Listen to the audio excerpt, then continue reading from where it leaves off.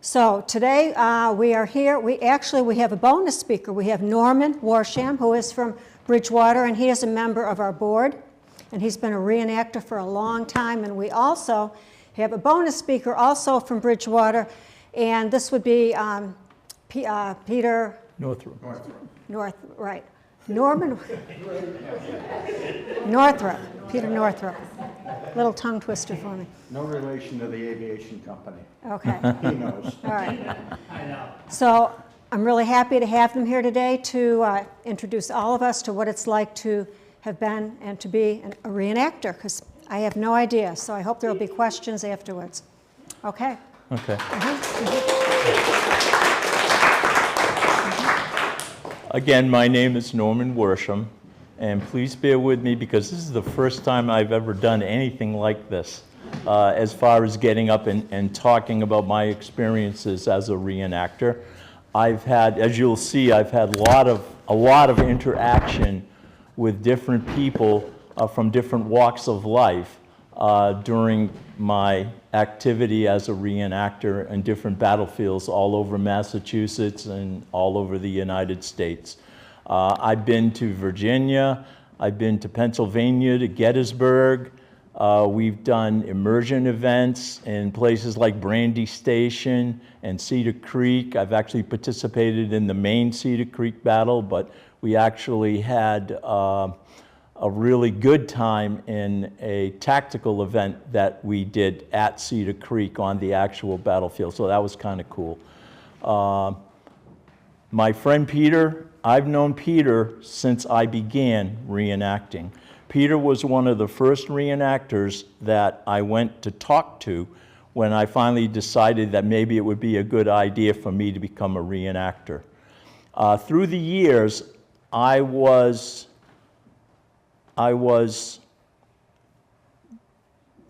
involved with a boys group called Royal Rangers, and in Royal Rangers we had an advanced group called the Frontiersmen's Camping Fraternity, and I joined Royal Rangers, became a leader, then I got into the district, I got into the district level, and then I also got in on my local level, sectional level. I became a trainer. I did a lot of different things, and I met a lot of different people, and it just helped me to expand my knowledge and my curiosity. And what it was I had to, when I joined the Frontiersmen's Camping Fraternity, I had to pick a time period.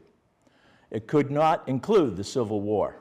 It had to be the Civil War prior to. So I chose Rogers Rangers, and this is where I learned to dig, to get the information, to create the persona you see here today, but it was for the French and Indian War, not the Civil War. But it taught me how to get the books I needed, to go to the library, to do the research, to get diagrams and pictures of the equipment that they wore, so that when I created my outfit was going to be very, very close to what they wore at that time period. I went so far at the beginning, I had a friend who ended up with this bolt. He lived in Taunton, and Taunton had a lot of mills, and one of the mills was a fabric mill. So he had a bolt of material in his basement that was actually made in the 1860s. And he handed it to me. So I'm going, what am I going to do with this? You know, so my next door neighbor in Brockton, she was a seamstress. So I did my research. I found out that the main jacket that they wore was called a hunter's frock.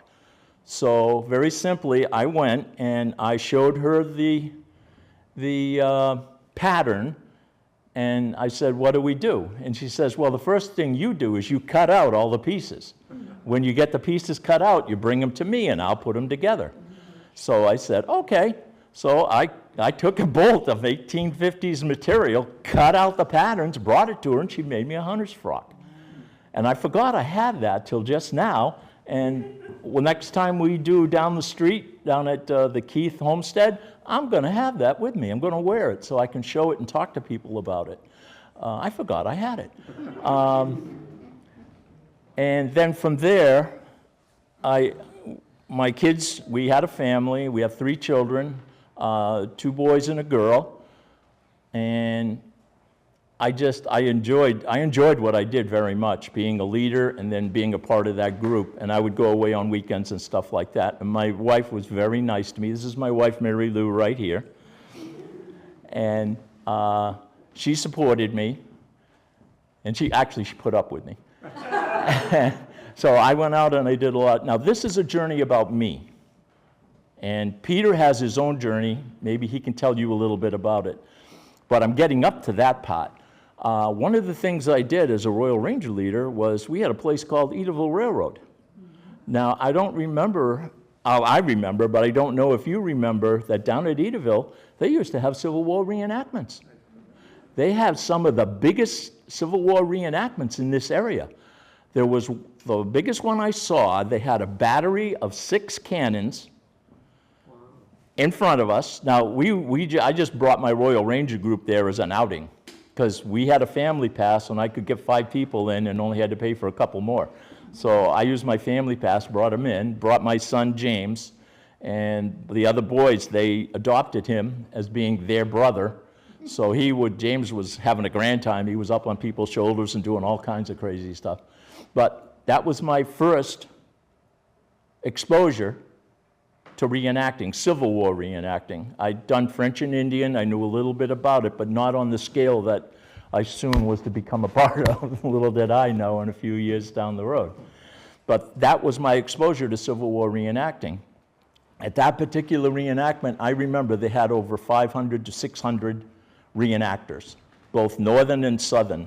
It was so much fun there that you'd ride the train and the Rebs would attack the train and stop the train, come through the train.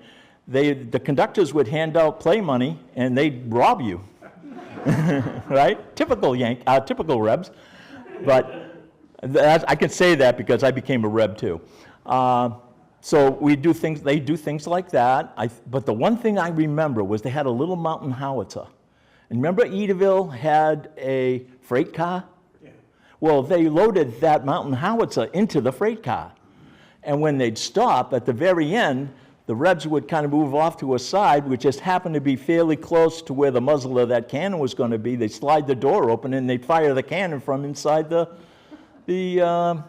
freight car. So I'm going, wow, what a lot of fun that is. You know, it's like, I like that. So that piqued my interest. And I think we did that 3 or 4 times, 3 or 4 years. Didn't they have like 3 there? And then it... I'm sure more than that. Maybe more? But eventually, I think because of financial purposes... Yeah, they had to stop. Yeah.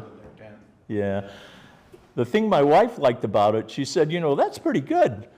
When the reenactors were done, they'd all brought them over to the charcoal pit and they gave them a chicken dinner. So she thought that was pretty cool. So that kind of got me started. It got me in that direction. The other part is the part I told you about learning to do research, learning to understand and try to be as accurate as you possibly can. Even back then, I made everything. I had a holder for an Irish dirk, and that's a knife. It's about this long. An Irish dirk and a tomahawk. And they had specific diagrams with specific dimensions of what it was supposed to look like. So I was able to copy that right to the letter. I took it out, used the pattern, and made it by hand, sewing everything by hand. And this is leather we're talking about. So I had to learn how to sew leather together, get an awl. Probably, I think it was from LL Bean. I got an awl, and then I was able to punch holes and do all the leather work and sew it all together, make it work right. That helped me later on when I had to repair this stuff. Then I slowly but surely we went forward, and Mary Lou and I had lots of talks, and I kept saying, I don't really like to do this. I'd like to do the Civil War reenacting because the kids loved it. Another time we were there, and Mary Lou tells me this doesn't happen, but in my mind it did. We were there. We had my youngest son, David, and he was sitting in one of those carriers you carry on your back. I think he was like 2 or 3 years old, right? Maybe 2. 2? Yeah, 2. Okay, so we're sitting we're sitting on the end of the battery. Now, it was kind of cool. They had another 5 or 6 cannons in a row, and then the last one was a horse-drawn, a single horse-drawn cannon. And they would whip that thing around the field. Well, this particular day, they ended up bringing it down on the end, and this is the first time I ever saw cannon fired in battery. And battery means every cannon fires at the same time. Well, I say this is what happened. They fired at the same time, and my little 2-year-old starts laughing. He thought it was funny, right? He enjoyed it, all right? Mary Lou says, no, that's not what happened. I said, yes, it is. So in my mind, that's what happened. But that kind of showed, and then my son James, my oldest, he's looking and he's enjoying every minute of this, because we would bring boys with us, and his big brothers were there walking him around the field and doing different things. And so it kind of all these little things whet my appetite, until finally I got to the point where I said, okay, it's time. And what happened then, I had another Royal Ranger group, and one of the boys started talking about his father and how his father did Civil War reenacting. Well, and then he also went around to schools and talked, and shared his experience and talked about soldiers, North and South, and what a soldier's life was like. Here we're talking about a reenactor and what a reenactor's life is like, and we'll get a little more into that in a few more minutes, but I just wanted to give you an idea of what my road was like to become a reenactor. So we're doing all of that, and then I finally say, okay, we've seen these, now Edaville is iffy, so we decided we wanted to do it. But I didn't really know that much about it, so the first reenactment I went to, and I already forgot the name of the place? Rehoboth. Yeah. It was down in Rehoboth, all right? And one of the first people I ever talked to was this guy. So he was my introduction to Civil War reenacting. And one of the things that I had thought about in my mind while I was going through this was that I wanted to be able to involve my whole family. And in a few minutes, I'm going to show you what happened and how this involvement came about and what it became. I will share this little part with you. The youngest one, who was 2 and laughed, is now a major in the National Guard in Louisiana. And he is a civil engineer, and he is on the battalion staff of the Louisiana Engineering Brigade. What do you call them? Sounds right. This is close enough. All right, so he actually followed that through all the way. And he actually was at Fort Polk, and he left the Army, and he loved it so much that maybe 6 months to a year after he left, he rejoined through the National Guard. So his journey is still going on. My journey is pretty much ending. And I don't know about Peter's. Peter is still an active reenactor. Physical limitations and such have kind of ended my career a little bit. I can do things to a point, but I can't kneel down and shoot like I used to be able to, because my knees tell me, no, you can't do that anymore, even though they're artificial. But that's my journey. So I started with Peter, talked with Peter. At the same time, there was another unit over on the other side, was the 1st Mass. 1st Mass Cavalry, Company B. Obviously, I'm blue, so we ended up with the 1st Mass Cavalry, Company B. But we also ended up with Peter, because when we weren't doing 1st Mass, we would do the Confederate with Peter and his group, which was the 35th 5th Virginia, which was a dismounted cavalry unit, or a cavalry unit. So we at least stayed within the same range. How does reenacting affect your life? I was talking with my oldest son last night, and all we did was reminisce. I had called him to ask him about a specific battle that we had been to, and an event we had we had done together. And it just led, and you know, it's all good memories, it's all good time. I like it because when we would go to the field, all the electronics stayed here. They were home in their rooms. When we were here, we were a family. We did things together as a family. Honey, tell them some of the stuff we did together as a family. What was it like for you? I told her I wasn't going to do this, but I just changed my mind. This is my wife, Mary Lou. So when you first started getting into reenacting, I'm not much of a historian. I'm a teacher, but I don't know much about history, and I didn't really know the difference between the blues and the grays, and I kept getting them confused. Notice she really doesn't now either. So you understand where I was starting from. So as a family, it was very immersive. We loved the events. I had to learn all the proper dressing. The group we were affiliated with, they were purists. Yes. So I had to learn how to make a dress, and I thought I'd take a shortcut and put snaps on the back. Why not? I had the little thing. There's no such thing as snaps in the 1800s. So they made me take them out and replace them with hook and eyes if I wanted to wear them in public. Even our underwears and everything had to be pure. They couldn't be modern day things. So as a family, it was a big deal getting everything for all 5 of us, but everybody was very generous. Donating things they outgrew, helping us make things. The group was very generous. Well, all the groups were. Yes.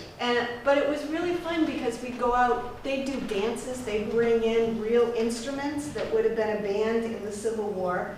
Everybody did dancing. I'm talking about hundreds of people at night. It was all the reenactors, the public left during the day, and they would take on the mannerisms that you would expect to see in the 1800s. Gentlemen were gentlemen, ladies were very polite, very clean talk. It would be both, north and south. They would all come.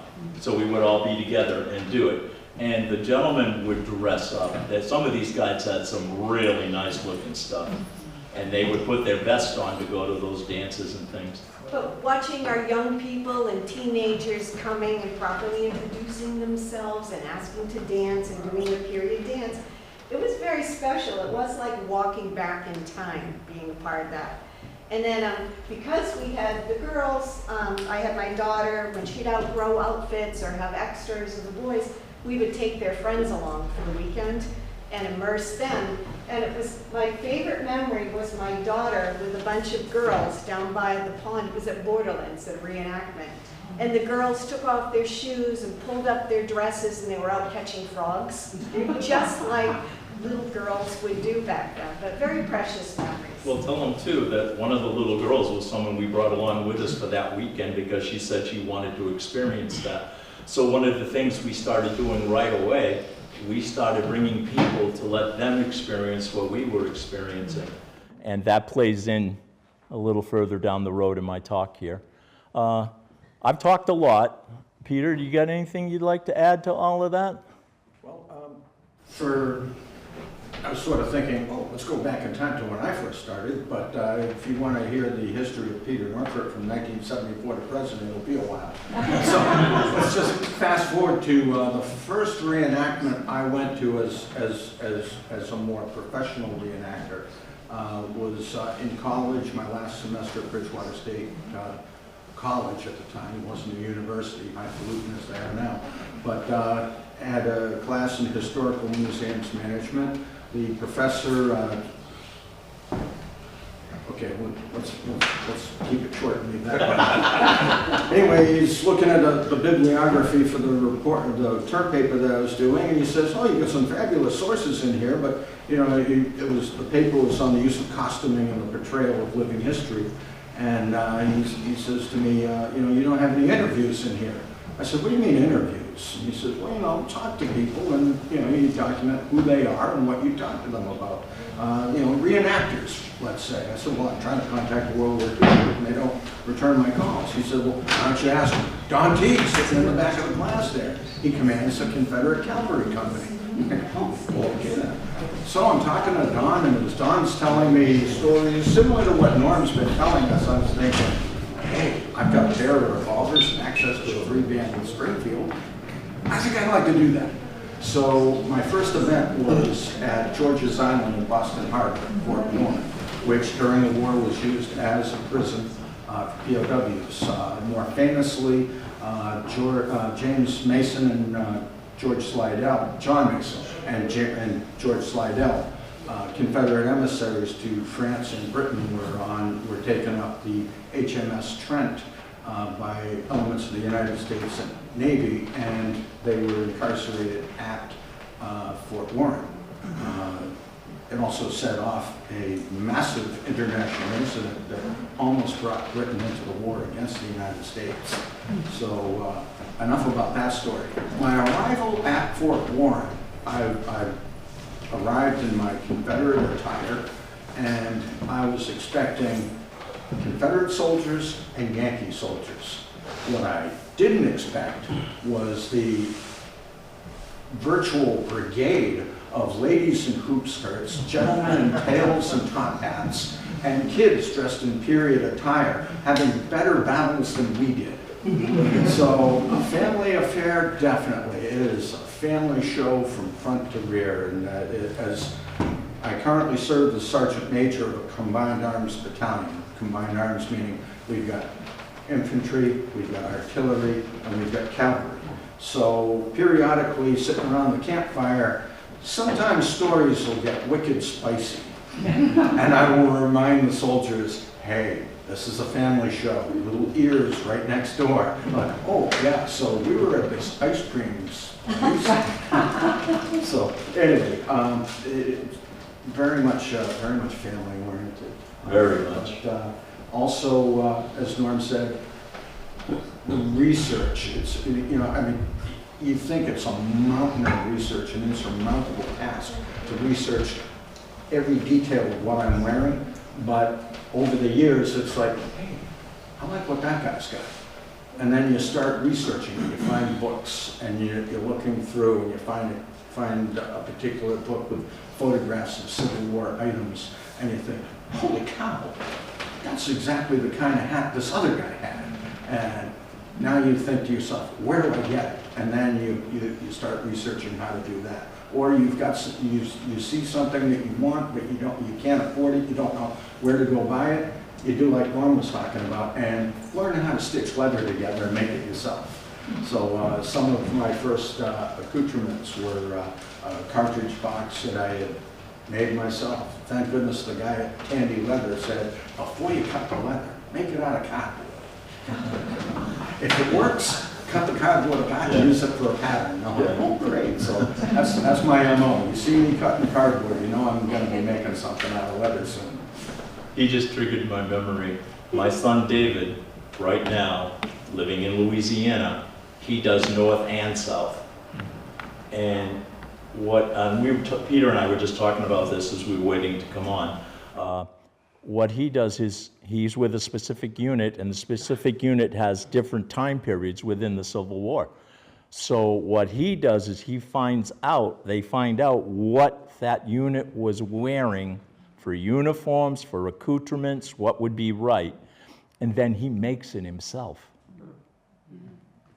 Right? And it's amazing to me how self-sufficient we can become if we're given the opportunity or the desire. Now, I have one story I want to talk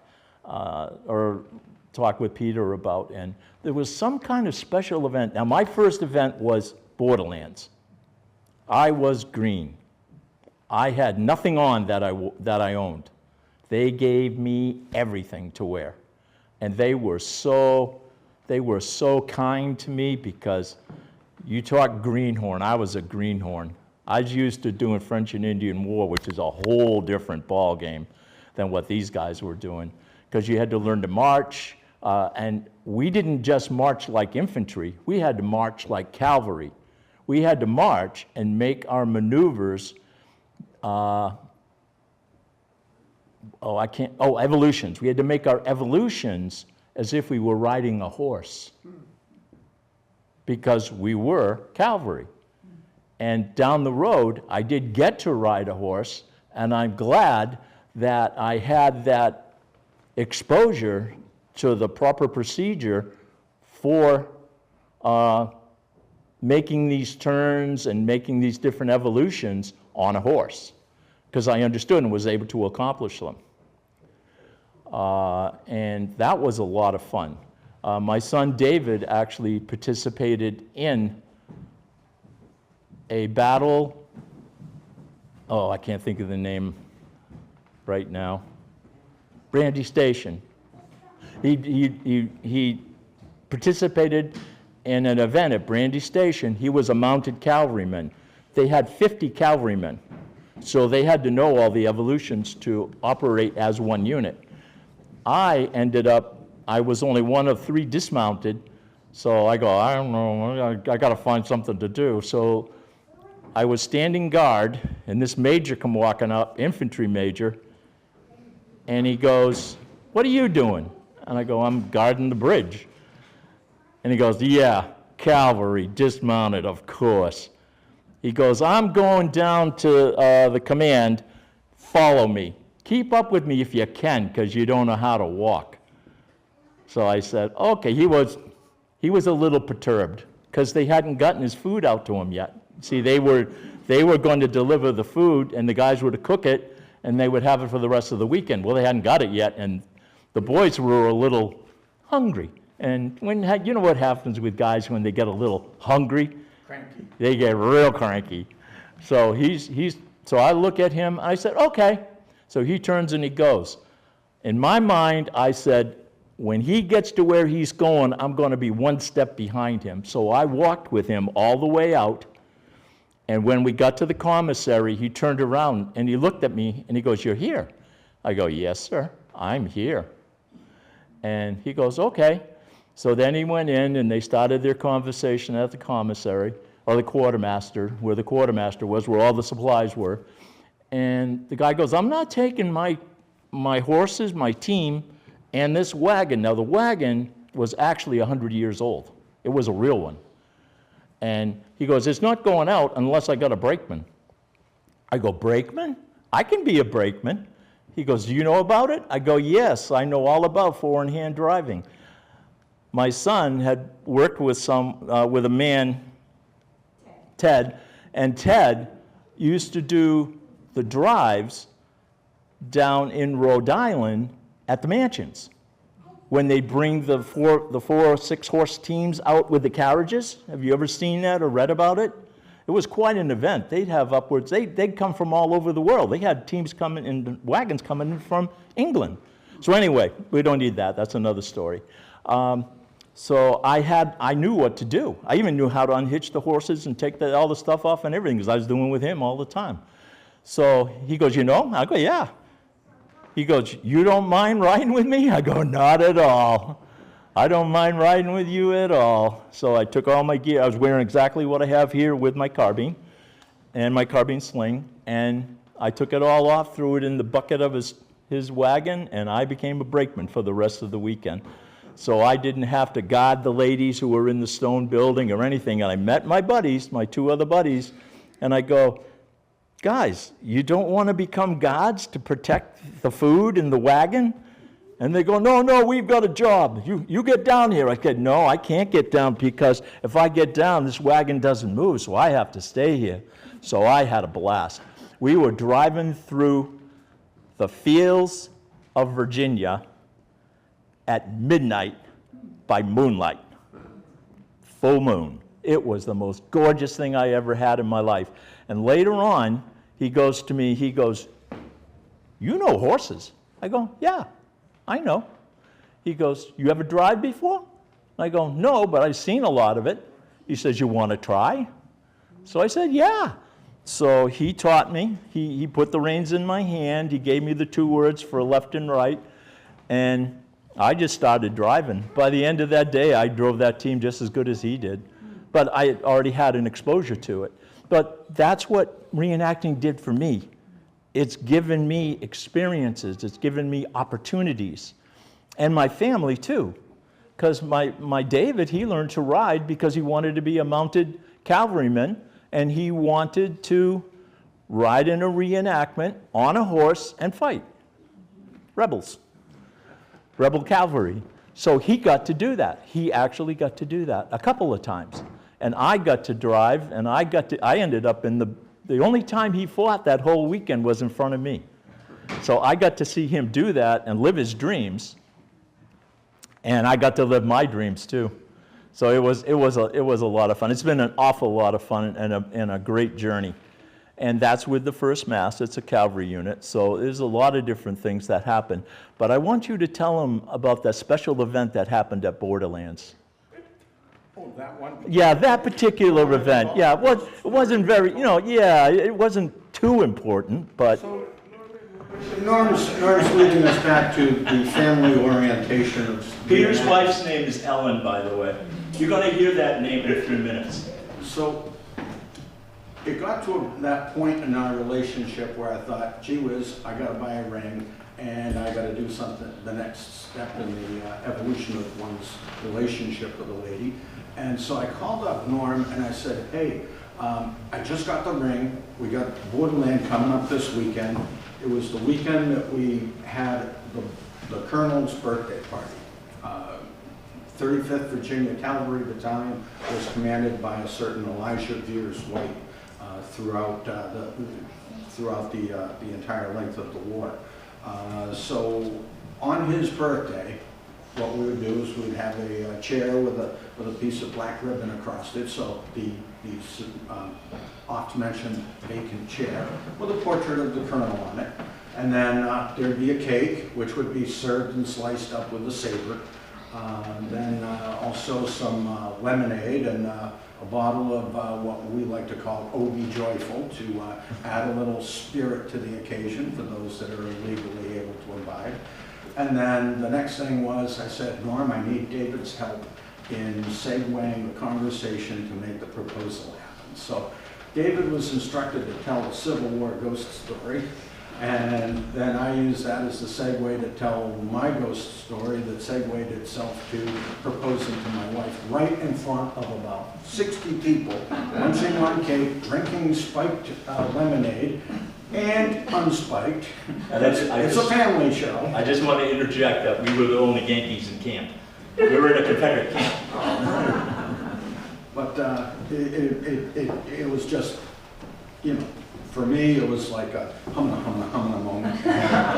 It's like, I finally get to the presentation of the ring, I get the stuffings hugged out of me. I think it was about 4 hours later before I heard the words, yes, I win there. Yeah, I wasn't sure what was going to happen. A really special moment to add to this is, apart from the fact that she said yes and we've been married for, well, I'm not good at math, I can't take off my shoes right now. But it's been a while. But Norman's daughter Elizabeth comes into camp and she presents me with a folded up piece of paper. I open it up and this is a cherished document, I have to tell you. It reads, "To Pete, congratulations on your new wife. From Elizabeth Worsham. P.S. Norman Worsham's daughter." So it's you give as good as you get, and boy, I got it 100-fold back that day. Yeah. So when you treat family and friends like they're the most important people in the world, they'll do likewise back. Like I say, we've been friends for a very, very long time, and he's one of the reasons, he was one of the reasons that I ended up in reenacting. The other guys and the other people were all important too, very important, because they welcomed us in with open arms. When Mary Lou talks about the level of authenticity in her clothing, they would go into museums and they would talk to the curator. The curator would take them to the cases, open up the cases and let them take measurements and pictures and all kinds of design information about whatever they were looking at. And it could be a dress, it could be a top, it could be anything, a shawl, anything. But that's how accurate they are. And they were. Well, they are, they still are. And what you see on my uniform and Peter's are accurate. They're not what we would call Farby. There's times when you go in and you'll see somebody kind of dressed really flamboyantly. Is that a good term to use, would you say? I've seen people actually show up at events wearing Levi's or Dockers pants. Yeah, yeah. It's like, hey, Yeah. why does that those trousers have belt loops on them, and then you see the Levi logo on the back, and it's like, We had the benefit of having a member on our team who was a researchist, and he would go into the National Archives and he would research our unit. He would be able to find what the commissary department had that particular day that they issued our unit with a description. So I didn't bring any, but I do have some at home still. I kind of was hesitant about bringing real cartridges into the building. I decided that wouldn't be a good idea. But I have hand-folded, hand-rolled cartridges that go into my carbine. And the cartridges are very similar, not exactly the same, but very similar to what Peter would put down the barrel of his rifle. And so that's the level of authenticity we have. Even to the sabers. The saber has to be a specific kind, a specific type, and a specific basket. And there's some interesting things, as you go along, you learn about antiques, and you learn about what was real, is what they're saying about this item in the description, does it match what I see? One of the things you can tell is you see this little thing on the end here, the end of the saber, where it goes down like this. You want a saber that's actually been carried and worn. This little part right here on the tip should be straight because it's been dragged and the edge has been worn off, so it changes the shape. That's one of the things you look for in a saber that you're going to buy that they say was carried in active duty. And then the other thing you want to look at is the basket. There's other telltales. One thing that I found interesting that I didn't know before was that Ames, you know how Ames is known for shovels? They're also known for these. They made these. They made sabers. There's a stamp right here. This one says India, so I know it wasn't made by Ames. But their name is right here. Ames, whatever it was. I think it's just Ames Factory. actually, it's not India, it's INDIA, the INDIA Cutlery Company. Oh, okay. Their initials on it. Okay. They're closely related to the C.H. Ina Cutlery Company. That's a joke. So that's what I was talking about that I learned, that you have to learn to do research. Now that helps me here because we have a rifle sitting right back there in that case on that stand in the bottom.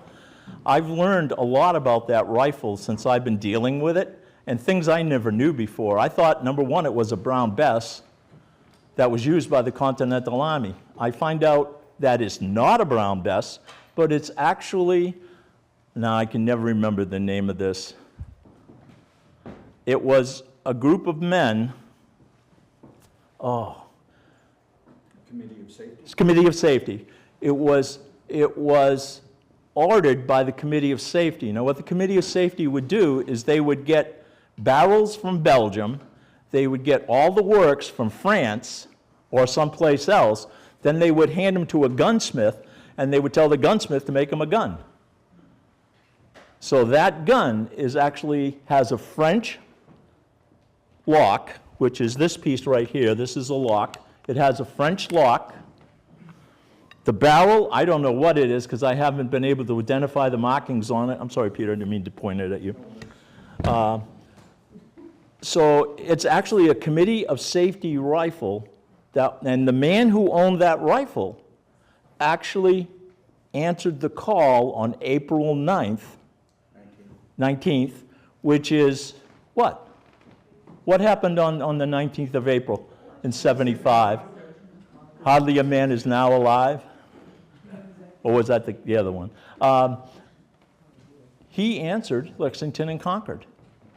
So we don't know for sure because there's no provenance stating, we know he answered, but we don't know where, when, or what he used it for if he was involved. But there are other artifacts in there. We have his we have his canteen, and we have his powder horn.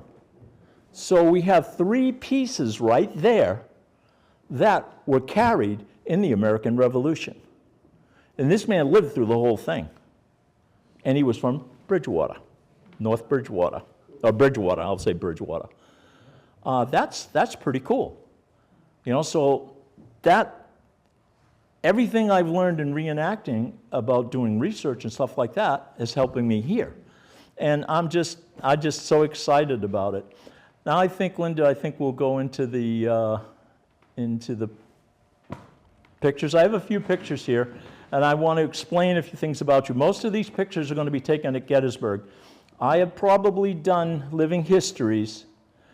My son has David has done living histories 18 times for the Gettysburg battlefield.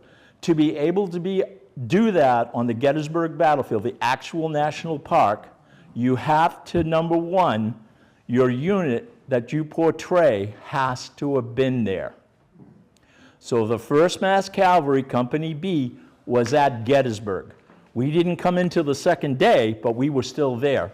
So we have a monument there, and you're going to get a chance to see the monument, and you're going to see this big guy on a horse in the background. Well, his name was Sedgwick, and I believe he was a colonel. Yeah, I don't know.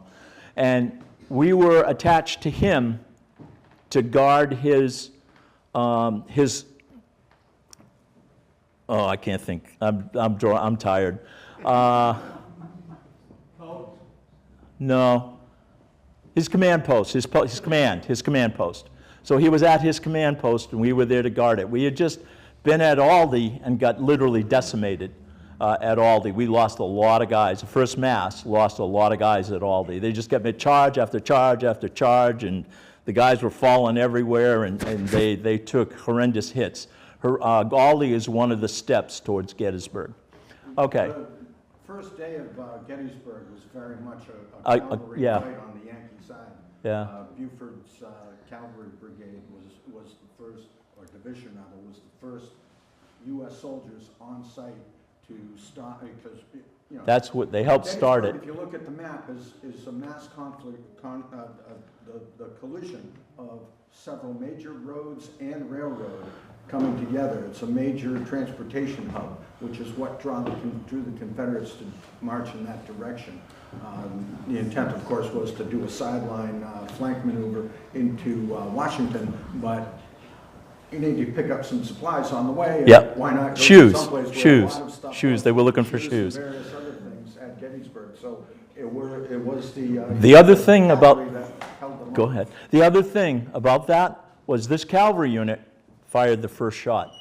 What happened was they saw some scouts at a house, right? And I think it was a captain took a private's rifle, sighted it up, and took a shot at those guys. So he actually fired the first shot that started the battle, because they were not supposed to engage. Neither side was supposed to engage, but it just sort of rolled up and everything just started happening. But that's just a little side story. This is on the Gettysburg battlefield. That's me, and that's my son David. And you can see his carbine is in a sling. That's actually my carbine. When he moved to Louisiana, I gave him my carbine, and I kept an old one that we had. So I used the old one. The old one's here. But that's just him.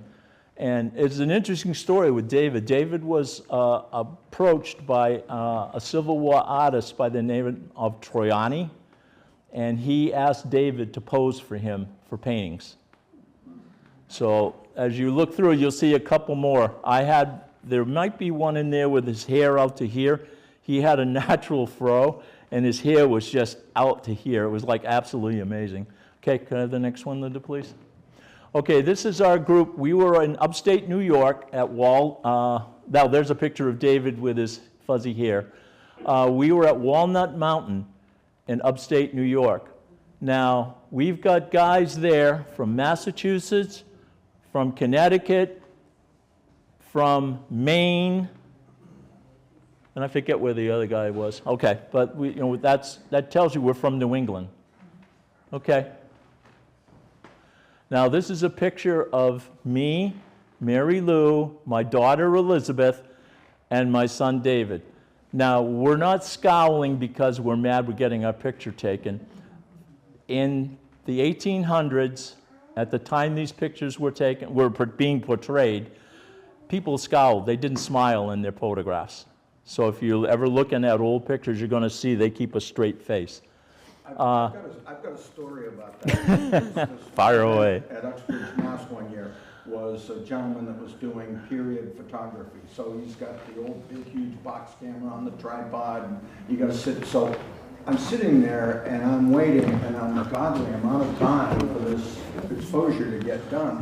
And while I'm waiting, of course, I'm sitting there in a particular cross-legged pose, holding my saber just so, staying stock still as I'm staring off into the distance that way, never directly at the lens.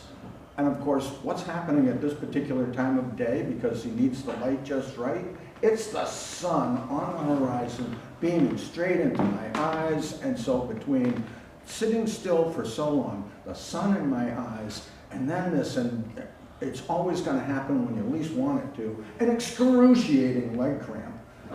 Oh, yes. Portrait is done. Oh, Okay, yes. you get out now. Oh, thank God. Oh, yes. So now I've got the portrait I take. I'm like, yeehaw, ooh, look at this glass plate photograph. Yeehaw. So I go back to camp. I'm showing everybody, and people are looking at it like, wow, you look pissed. Ever angry. I have a family photograph that was taken in Gettysburg by a professional photographer. It's going to be up here after I'm done. If you'd like to come up and take a look at it, it'll be up here so you can kind of get an idea. It's done in the time period. Autographed copies will be sold in the lobby at $3,000. And then I also want to show you this. We talked about our ladies and how talented they were. Well, this is a quilt that was made by my wife and a whole bunch of other ladies, and I'll just show you a little bit of it, and I'll let her explain what you see. And I'm going to leave this up here so you can take a look at it too. Can you explain to them what I've got in front of them, honey? Sure. What you see is a friendship quilt, and just. Do you want to come up and point to the squares so they can see what you're talking about? And just a backstory. In reenacting, although I was allowed to share a tent in my family with my husband, in the real Civil War, ladies would not have been in the camp. They would have been out at a different camp, out a ways. But anyway, back in the 1800s, it was very common to do what's called a friendship quilt. Quilting was very popular. Sewing machines came into play in the 1800s. Many quilts were still totally hand done. This is part machine and part hand done. A friendship quilt is you get a group, say 20 ladies together, and you each make 20 of the same square. And in the middle of each square, you put a stamp or write a saying or embroider your name, some kind of memory in the middle. So I was with a group of over 20 ladies, and we all got together. We got together with our squares. We all exchanged. And then we each helped put the full quilts together. It's a team process to stretch it out. And then to hand tie. This is a hand tied, which can be done in an afternoon. Actual hand quilting is when you go in and out. That would take like close to a year to hand quilt this. But so this is a tied. We'll leave this up here so you come up and take a look at it, but I would ask you not to touch it. You can look at it, but don't touch it, because the stuff on your hands can damage the quilt eventually. So I would just ask you not to touch the quilt, but you can look at it. If you like, Mary Lou might be here. She might, show you different other pieces. Maybe she can turn it for you. But we'll put it right on top of this stuff right here, honey. This quilt is Honey, about can you- 25 years old. Also, what the ladies did, well, my lady did for us, was she made a quilt for each of us, myself and my two sons, so that we have keepsakes, but we also use them. We carried them out onto the battlefield with us, and there were times when we didn't go to the tent with her. We had our own bivouac areas, and we would go into that and sleep in the woods on the ground and whatever. And those quilts came in very handy because my wife, being smart, she lined it with wool. So it was very nice, very warm. We were very warm most all the time. And then Elizabeth. I have a story about Elizabeth that I'm going to share a little bit later, but we need a specific picture to show you. And then what I'm trying to show you is how reenacting affected my whole family, not just me. Just got the next slide, please. By the way, Oh. Elizabeth was somewhere south of 10 when she presented me with that congratulations on your new wife letter. And in that picture, she's either a junior or senior in high school.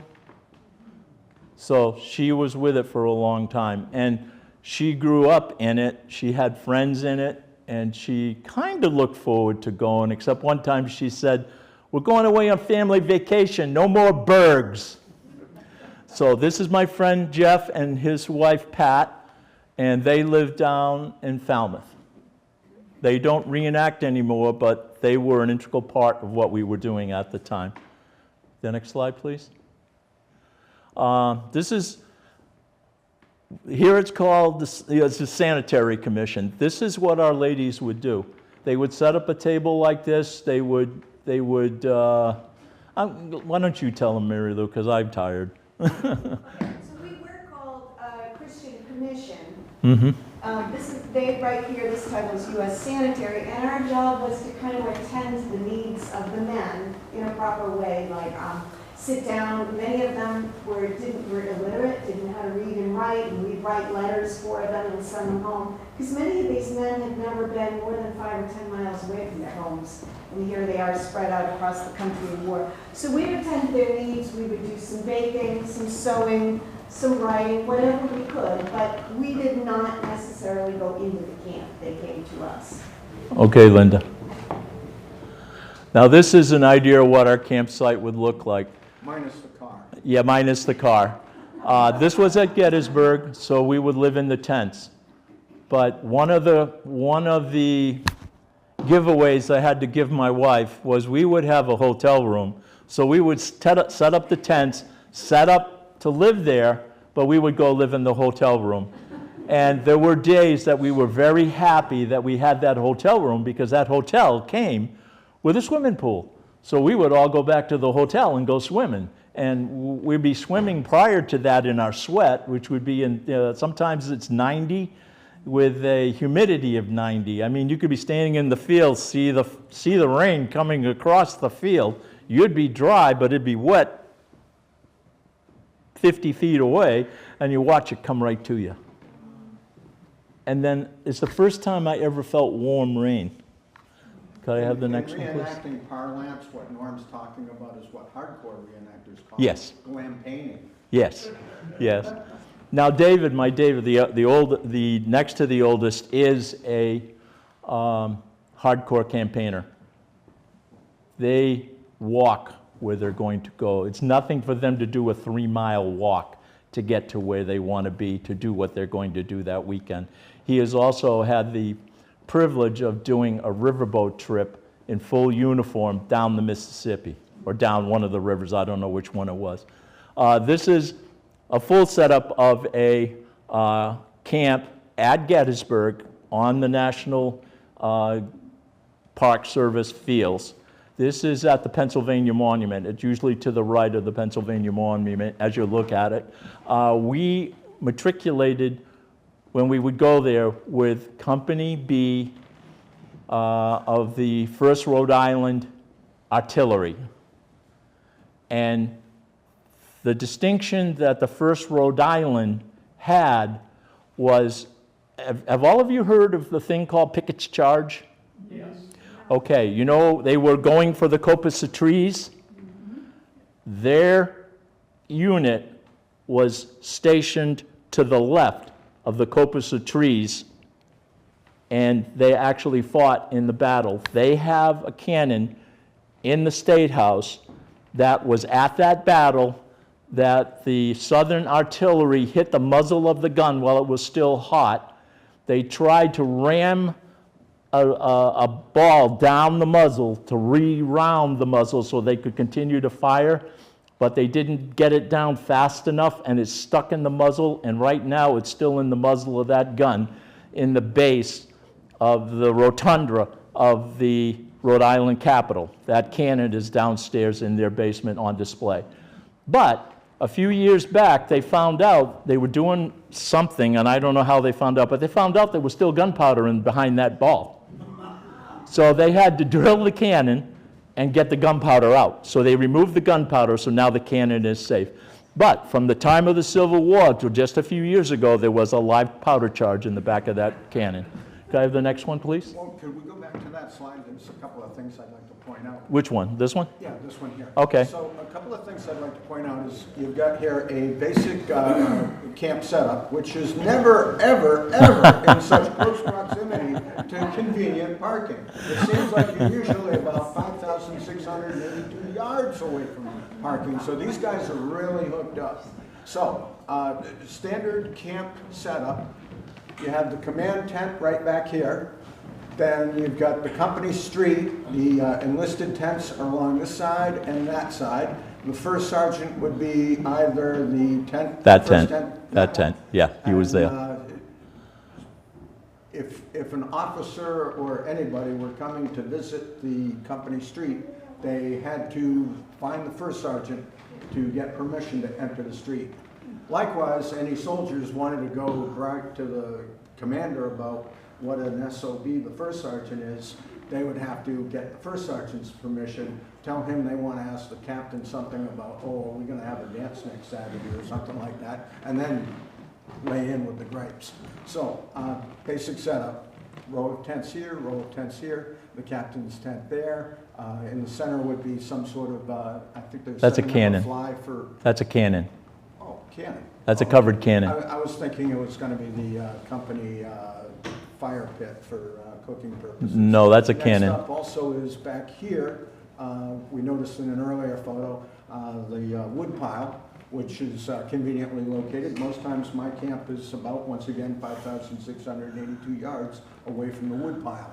And that wood would be brought to the individual camps to supply the fire. In proximity to the fire would be a canvas bucket. Norm's got one right there. Yeah, right here. Several canvas buckets filled with water to provide emergency fire outputting apparatus. And these were also to bring water to the horses too, and food. There were feed bags though too.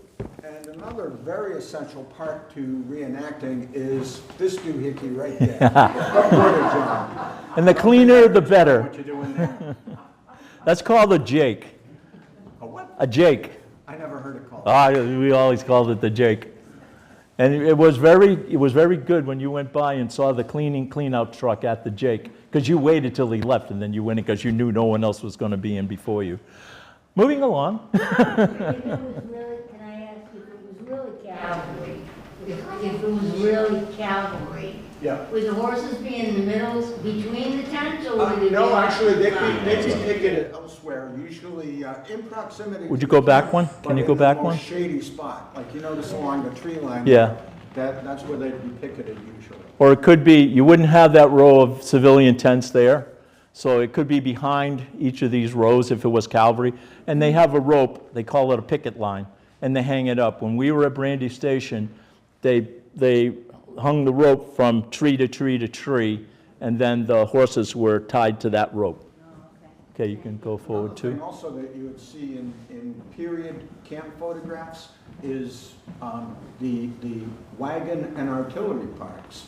Because Yeah. people seem to think, oh, infantry, you carry everything on your back. Yeah, to a certain degree, but there's a lot of other equipment, like these tents that would be used when garrisoning. Yeah. Those would be carried by wagons, which are drawn by horses. Norm already described Yeah. what it was like doing that at an event. So there would be an army of wagons parked nearby. Yeah, and this is what he called an artillery park. There's no infantry here at all. There's just the infantry and the cavalry, because we supported the artillery and the cavalry, because in this particular instance we were supporting the artillery that was there that weekend. So that's why we were together. But no horses. They actually, never mind. I'm not going to say because I don't know for sure. Go on. Okay, this is what a normal setup would look like, and that could be both north and south. You see the saddle, it's a McClellan saddle. That's another thing. This researcher, he had a saddle. He went to Washington, to the archives. He got the description of the order for the saddles for our unit. Found out his didn't match what was ordered, so he sold it and got the right kind, the right one. So that's how accurate some of these guys can become. I have another name for them, but I won't use it in a mixed company. So can we go to the next one, please? But that's just a regular camp setup. Now, you see that? This is my daughter. She's got a big old heavy spoon, and Jeff and I are cracking up. This girl, she's an actress, all right? That black thing, she put it on her dress, and then she created a story around it. What it is, it's a mourning cross. That means that she's lost somebody, someone's died. So she created a story. So we're all out, and we're walking around, and all of a sudden, we're looking, and we're going, wait a minute, there's nobody here. What's going on? And so we kind of walk back into camp and start looking around. All the spectators are in front of our little setup that you saw earlier. And Elizabeth is in there, and she's spinning her yarn. And she had a beautiful, beautiful way of presenting herself, and she talked about what it was and why she was wearing it. And people were there. There had to be 60 people out. I say 60. She says, no, they weren't. I said, yes, there were. There were. Everybody was there, Elizabeth, listening to you.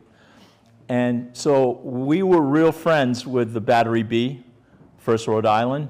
So what we did was we said to one guy, will you become Elizabeth's husband and you come back from the dead?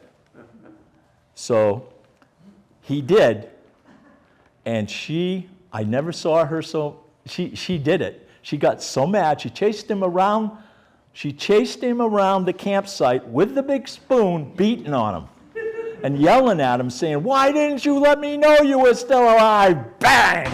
Whoops, bang! You know, and stuff like that. So she's pretty cool.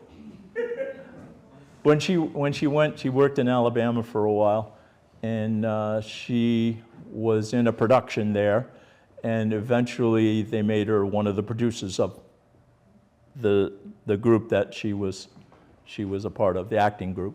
Can I have the next slide, please? Oh, look at the face, man. It's like, you gotta be kidding me. And that's what, now you can see the black cross, but she put it on, and they decided they were not going to say anything about it. They were going to wait till somebody asked her. And then when they asked her, then she went into her spiel. And she had them there for a good 20 minutes, 25 minutes. Next one, please. This is really cool. The blonde-haired girl was going to the University of Michigan. She was there with her uncle, and what they would do is the uncle would take her on vacation with his family, and what she would do is she would get her picture. She would pick out a person, a guy, get her picture taken sitting on his lap, and then they would send it to her father, right? So here they decided to take it a step further. And David is making like he is proposing. David is my son. He's making like he's proposing to her. And the uncle took the picture and sent it to the father and said, you lost her. But she wouldn't just pick anybody. She would watch. She would go to a site and she would study and look at different people and decide who she wanted to do that with. She would pick the person she was going to do it with. So we thought it was kind of cool that she picked David in this particular instance.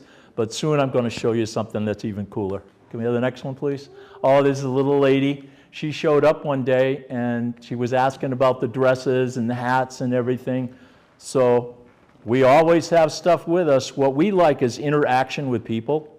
That's what our unit was all about. We would do parlor plays. Does anyone know what a parlor play is? Nobody knows? in the 1800s, they didn't have a lot of entertainment. So the kids would get together and they would put on a play. And sometimes the grown-ups would be part of the play. When First Mass did that kind of stuff, we did pay call, we did all kinds of crazy stuff. But we would also do parlor plays, and people just loved them. When we were at Springfield Armory, we did a parlor play, and the people just ate it up. And the kids are out and they're acting. They're all dressed up in costumes. They'd make costumes out of whatever was around.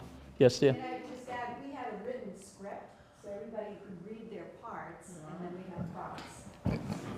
Okay, next, please. Okay, this young lady in there in the yellow shirt, she's 14 years old. They were in the hotel room just close to ours, and we were talking with the father and the mother. And I said, "Why are you guys here?" And he goes, "Her. She wanted to come. She's really interested into history." And we go, "Really?" And we said, "Yes, she's really interested into history. And she's the one that brought us here." She said she wanted to come here. So we went off and we talked a little bit. We came back and I was designated to go talk to Dad. I go, "You bring her tomorrow morning and we're going to put her in our unit. We're going to dress her up.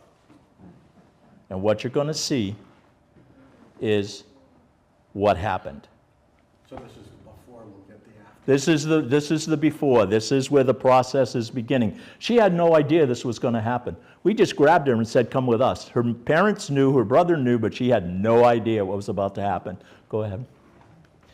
This is her. I can't remember her name, but she came from Pennsylvania,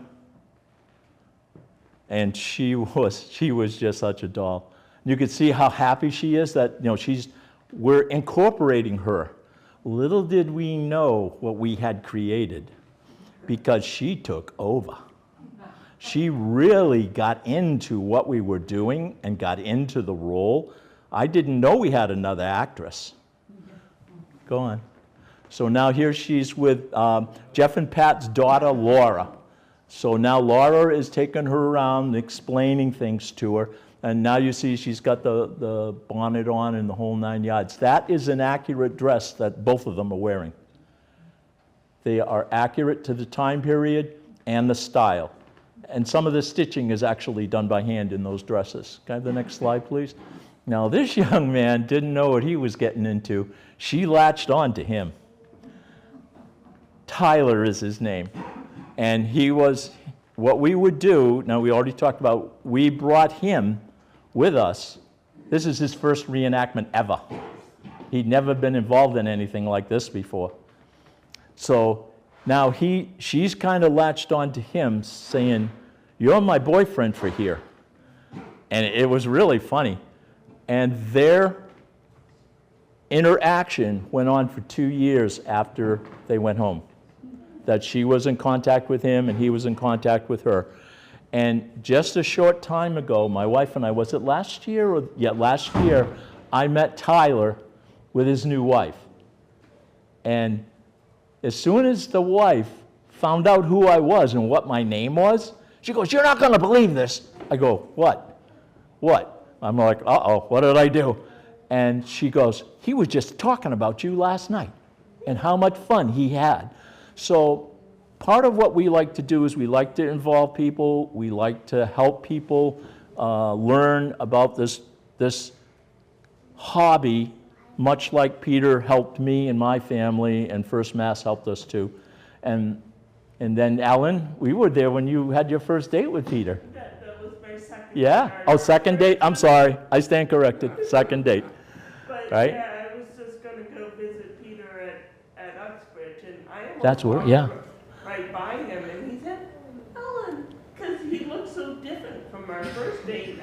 Yeah. It was been Well, he was dressed a little differently, I think. Exactly.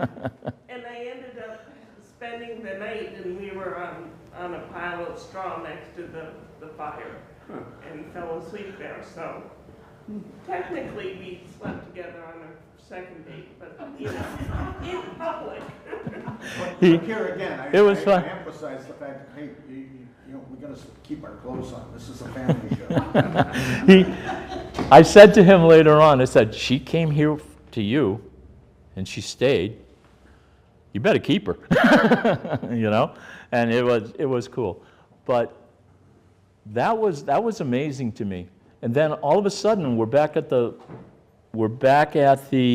hotel, and I realized there's a brother. So we ended up getting stuff like this out for him. And we dressed him up. Now this is, you see, this is a regular issue fatigue coat. Peter has a fatigue style coat, which is an issue from the Southern. This is a cavalry coat. I believe the Southern Cavalries had yellow trim too, didn't they? Yeah. So the yellow trim designates cavalry, red trim designates artillery, and blue, like this, is infantry. And I don't know, probably the Navy kind of had their own thing, but I think they were white shirts and yeah, we don't need to worry about that. Okay, got a next slide, please. Okay, this is the group that we were with at Gettysburg. They are all artillerymen. Okay, we might as well go to the next slide, please. Linda, next slide, please. And then this is Tyler and myself getting ready to do some drills in the field. Okay. Now we have our carbines. That gives you a good look at what the carbine looks like. And I'm going to demonstrate the difference between a carbine and a musket, or an Springfield, Enfield? Springfield. Next one. This is Battery B. They're teaching me how to handle one of their guns, because we worked in conjunction with them a lot when they were at reenactments and we were at reenactments. We were one of the few units that they allowed to be in front of them when they fired, because they had taught us what we had to do to remain safe, how far away we needed to be, and what we had to do when we laid down. Put your head down, open your mouth, because the concussion will hurt you.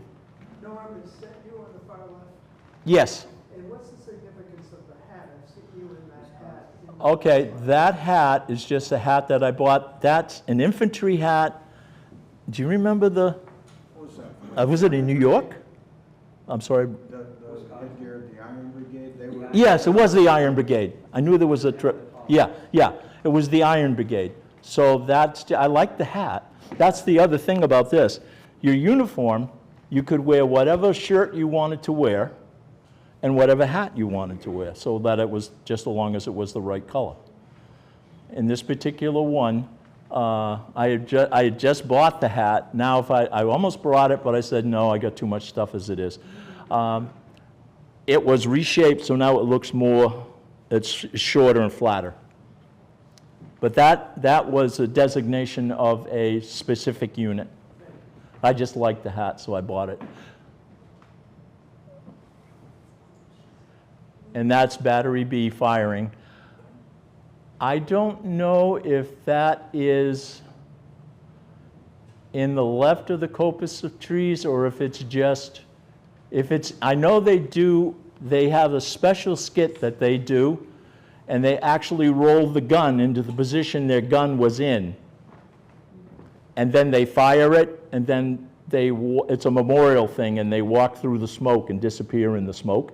It's really cool to see it done. But I think that's just a demonstration of firing. A couple of things in particular about the cannon firing, being a muzzle loader, you've got all that smoke flying out the front and a lot of flame too. Yeah. But the back end here, Revolutionary War days, you had the guy with what was called a linstock, which was a long staff with a piece of match cord on the end of it, and you would touch the hot coal to the priming powder in the vent. This here is Friction. evolution of with the evolution of technology, has a what's called a friction primer, and this guy right over here has a lanyard that's hooked onto the friction primer, It's basically like, imagine, if you will, a little straw with a little lanyard ring over here, and this gizmo on top of it, like on an Ohio blue tip match. You pull the lanyard, it draws this thing across the top of the primer, it ignites the primer, burns downward, falls down into the powder charge, and then you get kaboom, and that puff of smoke going out the top of the vent is the other end of it. So, Yeah. just a little thing about In my first reenactment at Borderlands, we had that group fire and battery. I think there were only 4 cannon up on the hill. Do you know Borderlands at all? Has anyone ever been to Borderlands? You know where the mansion is? You know the area in back where you got the big hill that goes down? I was down, my first one, I was down halfway down. I was in a picket line. They fired in battery. I went, what? The hair on the back of my head and my ears moved. That's how strong the concussion is from one of those cannons. Next one, please. Okay, this is Tyler again. That marks the high water mark for the picket's charge. That's the coppice of trees. The cannon position that I was talking about is to the left of that. And I forget how many cannon they had there, maybe 4, maybe 6. But that's just marking it, and Tyler just wanted a picture of him there. Next, please. Okay, this is Tyler and David walking across the field. That green wood line, that is where Pickett's charge started. They came across these fields. These guys are walking it. The National Park Service has cut a trail through so you could follow the undulations. It's like they talk about the undulations. What that is you've got, this looks flat, but you've got a dip in between. The lines would actually go down, disappear, then come back up again as they're coming across that field. They're coming across the field. They're under artillery fire. And when did the infantry open up on them? I'm not quite certain. Yeah, I'm not sure either. But anyway, that's coming up. They're heading towards that coppice of trees. They're on the other side of where that picture was taken. Kevin? Fire. The road in front of the hill where the Union were, the troops coming, the Southern troops coming towards you, does that road, when you were there, still have a fence across 2 sides of the road? I don't think so. I don't think so. But I know there's fencing further down. I think they've just moved it out of theirs for crowd control.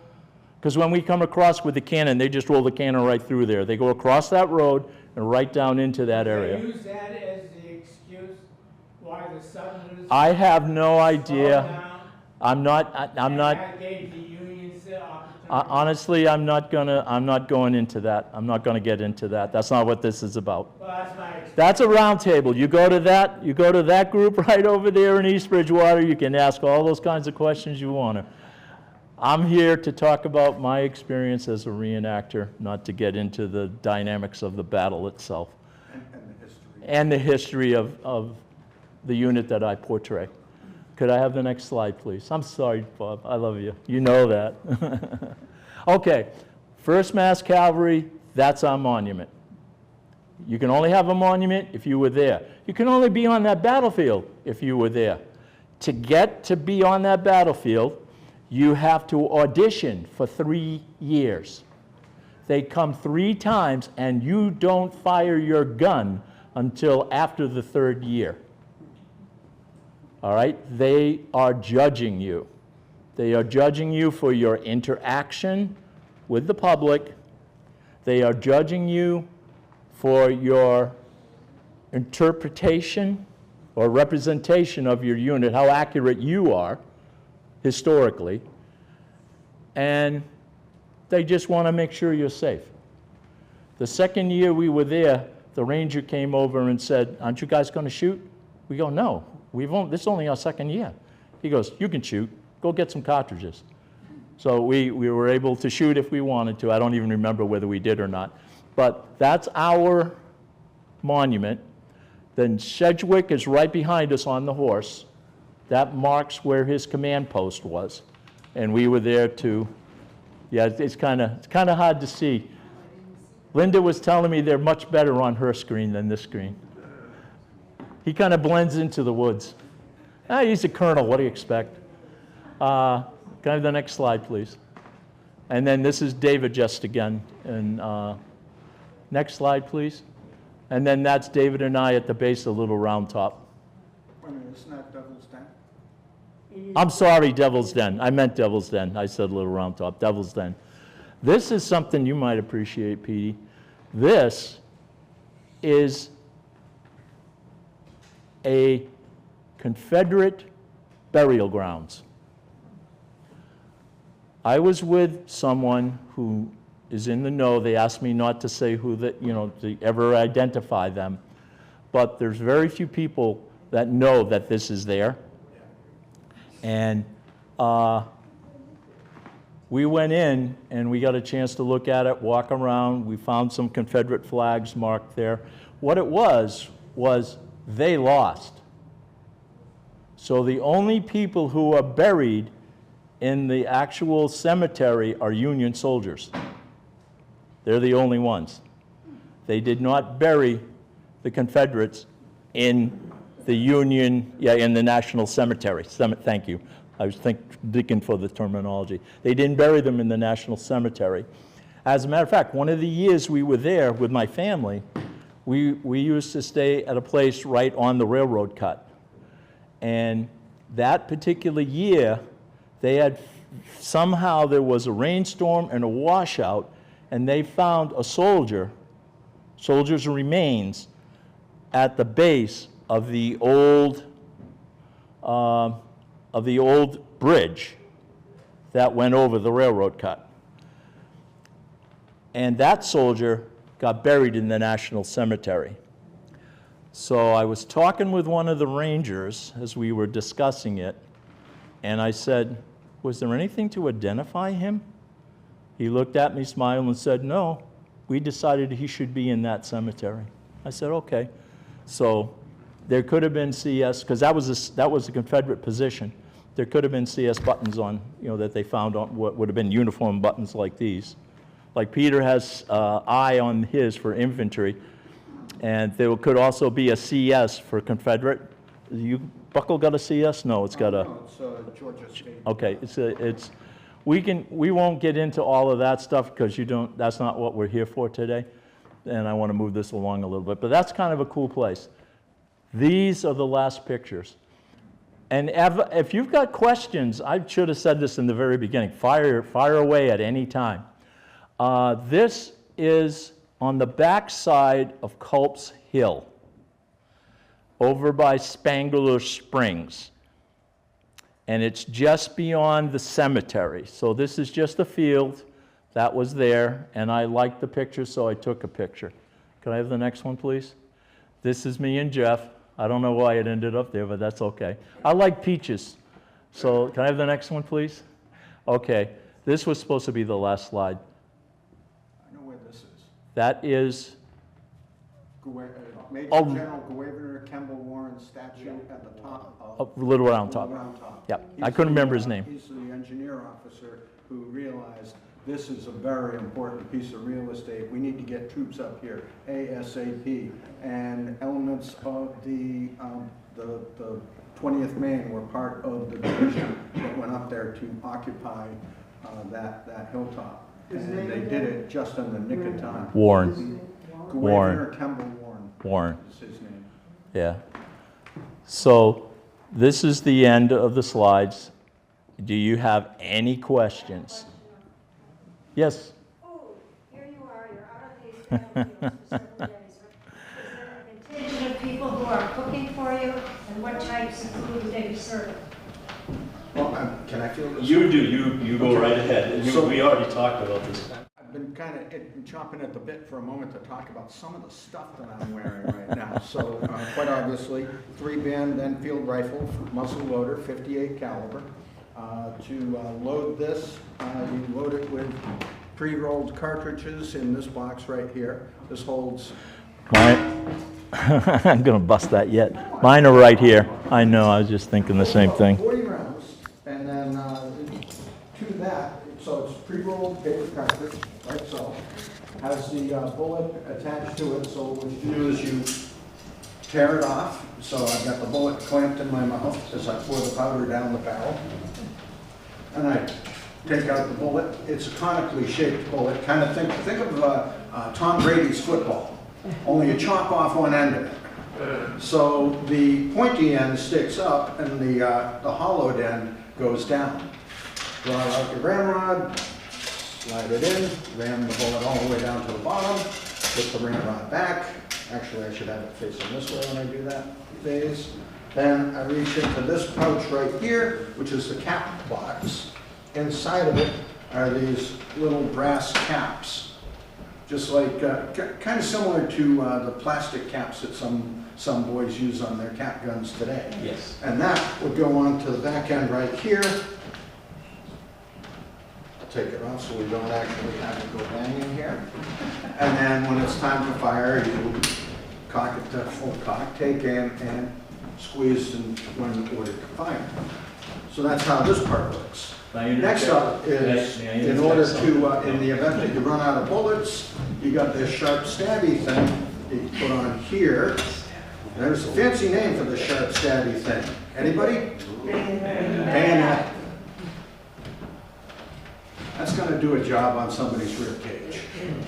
During the war, they were very seldom ever used for bayonet charge purposes.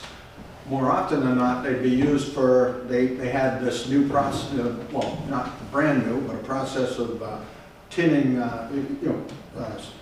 food provided in tin cans. What they didn't provide were a thing called a can opener. That thing came along about 5 or 10 years after the war of northern aggression. So you can tell what side I really root for.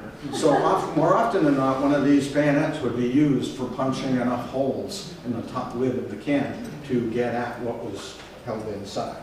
Now, for food, where does one carry one's food on the march? This bag right here is what's called a haversack. John D. Billings described it in his book, Hardtack and Coffee, as stuffed like a pillow, though not as soft. So in it, you would be carrying 3 days rations would be usually issued. You'd get so many, like about a quart of flour, a quart of barley or rice or oat, maybe a pint or so of peas or dried corn, and then a ration of coffee. That was huge. That was like everybody's favorite thing back during the war between the states.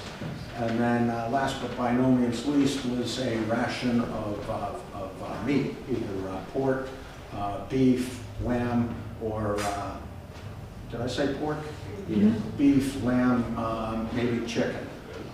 That of course would be served up to you raw. So when you got this stuff, you had to come up with some sort of a recipe and make it wicked fast. One thing that you did right off the bat was probably boil up all the meat so it wouldn't spoil. So that got cooked up quickest, and then that all went into your haversack, and then it was time to march away. And when you had a break, you'd reach into your haversack and pull something out to eat. And over the course of the 3 days, you're going to run out of food because what you were given usually got eaten in one sitting. But towards the end, later in a campaign, you might have a moment where it's like, hey, let's have something to eat. Well, what shall we eat? And it's like, well, let's make a stew. Well, I don't have enough meat, and well, I don't have enough vegetables. Well, I don't have enough other things to put into a stew. So let's all empty out our haversacks and make what we call what have you stew. So you just get a pot, throw in a bit of this, a bit of that, and the next thing you know, hey, you don't have a lot of food, but now we've got something we all can share. And that's one thing that I find that was a key element to reenacting in the 35th Virginia Cavalry was the camaraderie of dinner time. Because at dinner time, it was all hands to the pump. I'm over there splitting firewood, keeping the fire going. Meanwhile, we got this guy we called the Cookie. He never actually cooked anything. More what he did was he orchestrated everything. Okay, get that skillet over here. Okay, you take that fork and turn this meat around, make sure it doesn't burn. Okay, meanwhile, you grab this other pot and you stir that while Pete keeps the fire going hot.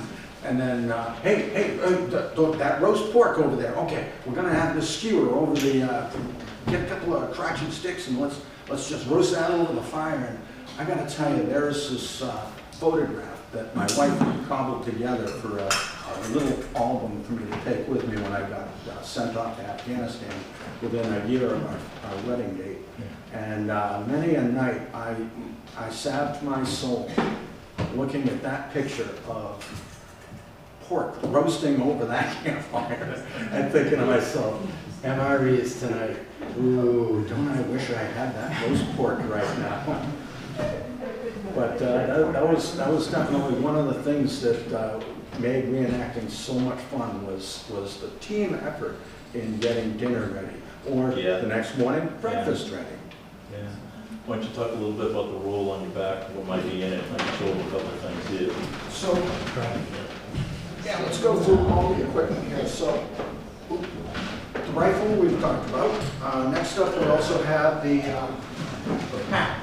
In the pack is basically everything that I need for camping. Basically, as I mentioned earlier, there'd be wagons carrying all the tentage for a unit, but when you're on campaign, what you have is what you've got when you get there. So in the pack, I would have, quite obviously, blanket roll right on top. This is a model 1855 double bag pack. Look at it inside, you see there's 2 bags, so quite obviously there's the name. So on top is blanket roll. And inside, undo these 3 straps here, we've got sandwiched in between the 2 bags what serves as my rain gear, which is an oilcloth. Norm has what a lot of Confederates highly prize, a rubber gum blanket. But oilcloth does really good. And then what you would do when it's inclement weather is just simply throw it over. Take this hunk of string, come over here to one of these grommets over here, and then tie it up, and it makes a good rain cape. Do they have grommets in the Civil War? Say again? Do they have Grommets? grommets in the Yes, Civil it War? is. I was curious. Also, more frequently with the age of sail, grommets would be done by maybe sewn. There's this particular process. I'm familiar with the process, but it's a lot of description that, well, words elude me right now. So this would also serve as a ground cloth if I was sleeping out under the stars, and then also if I needed to, I could partner up with another guy, and we could lash our 2 halves together, come up with a couple of posts, or tie it between 2 trees, and create a tent. Next up, right inside here, is 1 bag. I've got extra rations. Ooh, here's a sash I can get rid of. But very importantly, Mary Lou was mentioning the dance, in which every well-dressed young man will have a pair of white cotton gloves, so as not to stain a lady's dress with sweaty palms.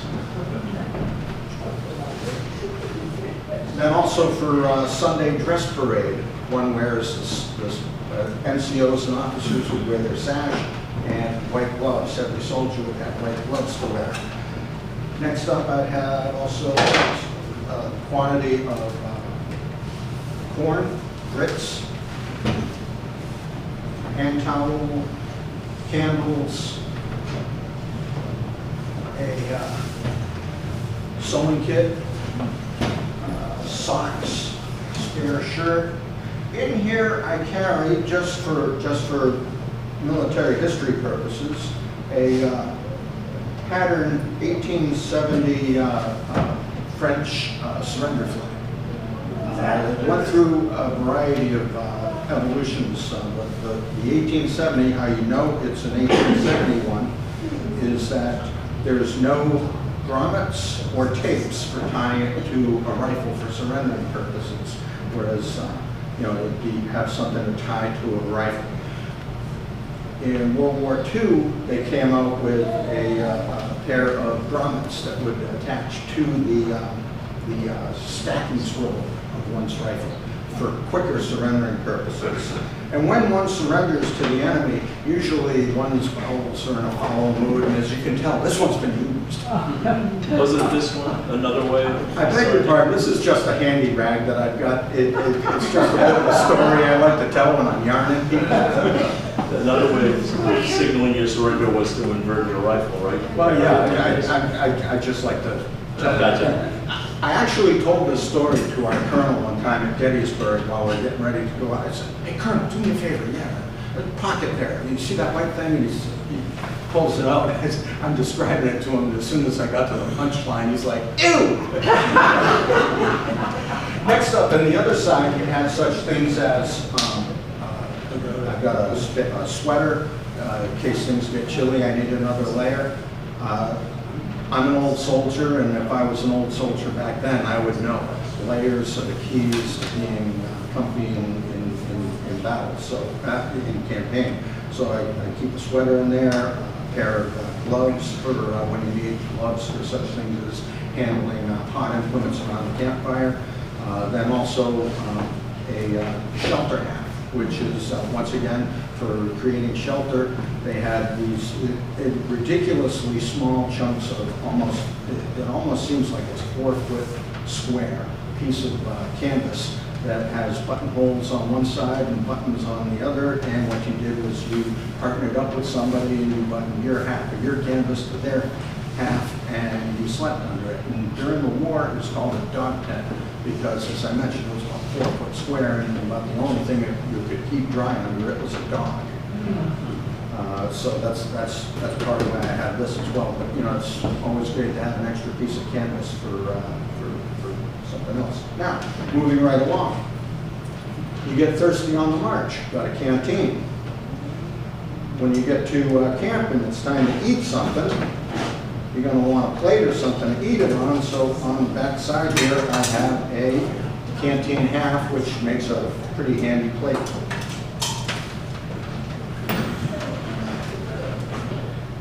And where did I put? There it is. This is a Strapped to the outside of the pack, I also have this what's called a mucket or a billy cup. This one here in particular is probably the oldest piece of equipment that I own for reenacting purposes. I've had this next month. I'll have had it for 31 years, and you can see it gets very well used. So it's got a nice little lid on it, hinged. It's got a bail. You can carry it strapped onto the side of the pack. On my haversack here is an extra cup for miscellaneous uses. And inside here you'd have various little sacks, what they call poke sacks, which would be filled with the aforementioned issue of flour, coffee beans, peas, barley, cooked meat. That all be carried in here, but you'd also carry various other miscellaneous items.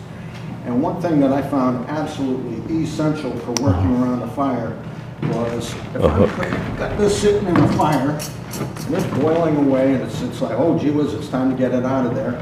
Got this hunk of line with a wooden hook on it. Get the hook to come around, boom, there we go. And rescue my coffee out of the fire.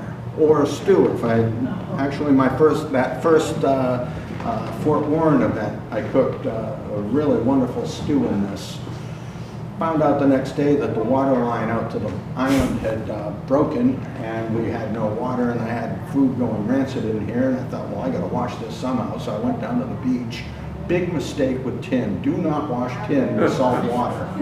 You can imagine the color this turned instantaneously.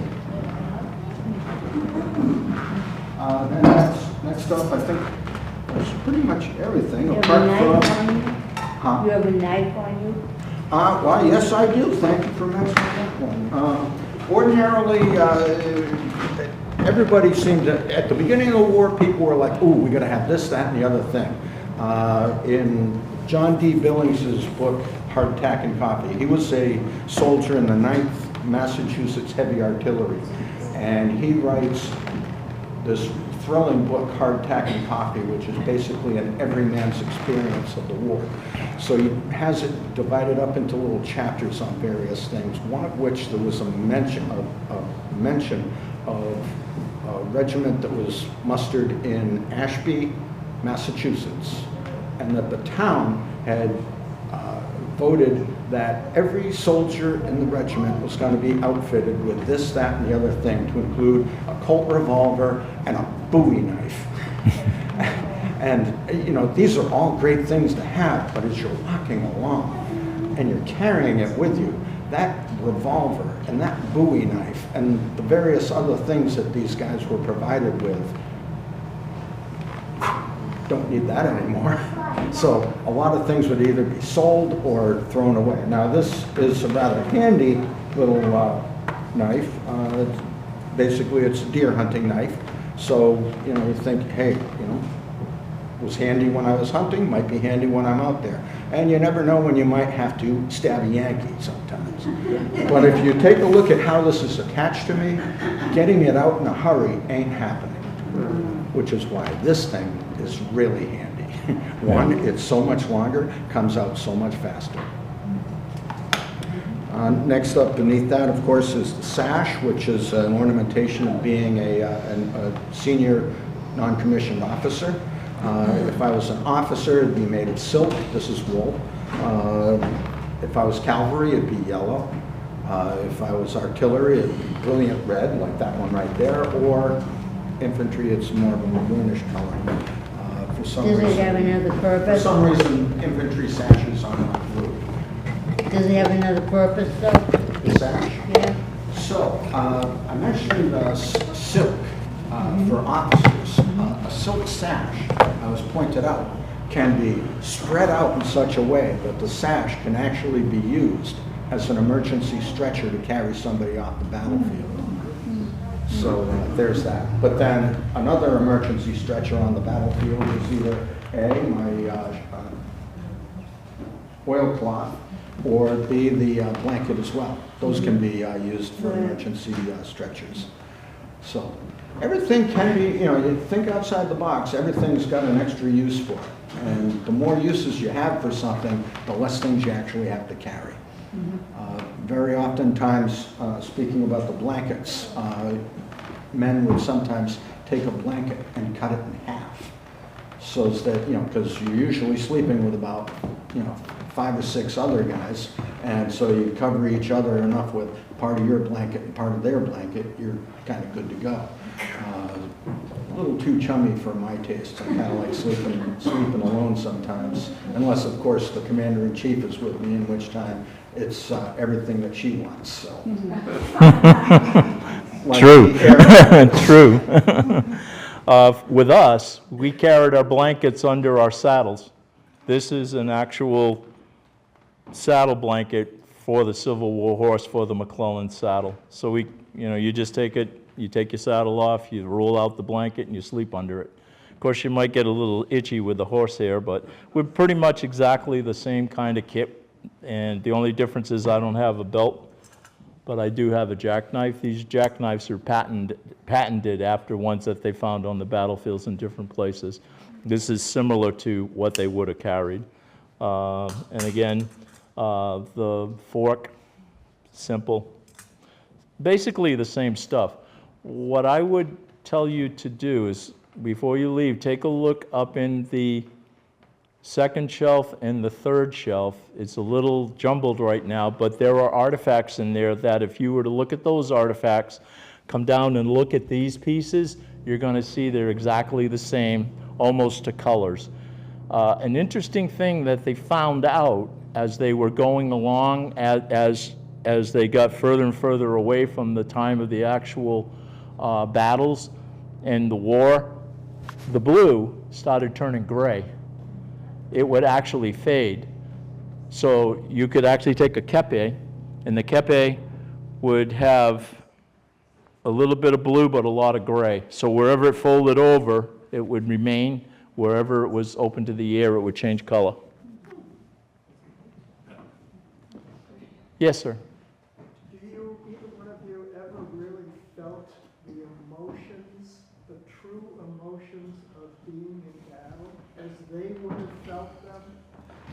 are times where a reenactor will describe what he calls his Civil War moment. Yeah. You know, there Yeah. are times where you'll be in a place doing something and thinking to yourself, oh my God, I feel like I'm there. Sometimes the hairs on the back of your head stand up, and you think, Yeah, like the to yourself, cannon oh my God, I told you about, that was a real feeling that you would feel. And you get the sensation of what might have, then you think, well, and I wish I brought a couple of them, but the balls, when they loaded case shot, or what's the other term they used? Grape shot. Canister. And canister, grape and canister. They're balls that are about this big around. I've got some at home, and some of them are a little bit smaller. Then you get a long rifle like his, you got buck and ball. So you've got you got a solid shot, and then on top of the solid shot, you've got smaller balls that are about the size of a pea, a little bit bigger. Yeah, about that. Buck and ball. So he's going to fire that. Well, I'm not going to go into all of it, but yeah, there's a lot that happens, and it depends on the situation you are. I'll tell you about one situation where I felt it. I was at Cedar Creek, and I had a friend who had issues walking. So we were in an immersion event. That's an event that tries to recreate the actual feeling of being in a battle. And what happened was we had to go to the commissary and pick up our bullets, our ammunition, and bring it back. So we had this mule called Jasper. His name was Jasper. So he and I got all the way out. We picked up the boxes, lashed them onto the back of the mule, and then started bringing them back.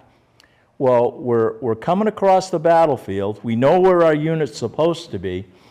Next thing I see 60 mounted Confederate cavalry on this side coming across. And then I look up, and there's our whole command staff right up on the ridge. They're all looking down at us and laughing. All right? We're below, so these guys can't see us because we're on the other side of an undulation. There's a high spot between us and them. I could see over it. They couldn't see up and down. So I could see them. They couldn't see us. And I go, we're sunk. We're done.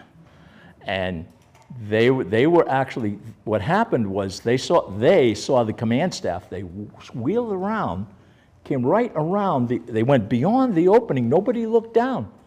So we're sitting there, right? We got Jasper. We got 3 cases of ammunition on the back of this donkey, right? Or mule, on the back of this mule. And they continue right on around, and these guys turned and took off. They chased them. They never saw us. So it's like you look and you say, oh, shoot, we're dead meat. We're done. We're going to become prisoners or worse, and that was my moment. That was kind of a scary moment. And then that other moment when I was down in that low spot and those cannons went off and it moved my ears and my hair. That was quite a moment. I turned around and I looked and I go, you got to be kidding me. And they were above us too, so they were firing over us. So yeah, I've had moments. I've had other moments too, here and there. Yes, ma'am. When you said that the person had to be the brake man for what it was called, for the wagon? Yes. And you went across, and what did you use for light? It was dark out, right? It was late. Your eyes. No, was Your it eyes. midnight? Your eyes grow accustomed. Oh. You have full moon. And the- Have you ever been yeah, there was a team of horses right in front of me, 2 horses, 2 big Clydesdales. Yeah. So I'm driving the Clydesdale. Well, he said, no, I'm going to drive. So he drove through there because, it's dark, and I'm not used to this. So yeah, there was no lights. Your eyes adjust to the dark. Oh, okay, so there wasn't any kind of lamp? No. It was almost like a glow. There was enough of a glow that you could see the road, and you just follow the road. And I liked it because I slept under the wagon that night. my buddies were off in a stone house with a whole bunch of women that were trying to rag on them and try to run away from them all night long. So they never got any sleep. So it just is fun. It's fun. I hope you all enjoyed. Any more questions? Yes, sir. Wasn't it a good experience? Oh, it was an excellent experience. Excellent experience. I've loved every minute of wherever I've been and whatever I've been doing. That's great to hear.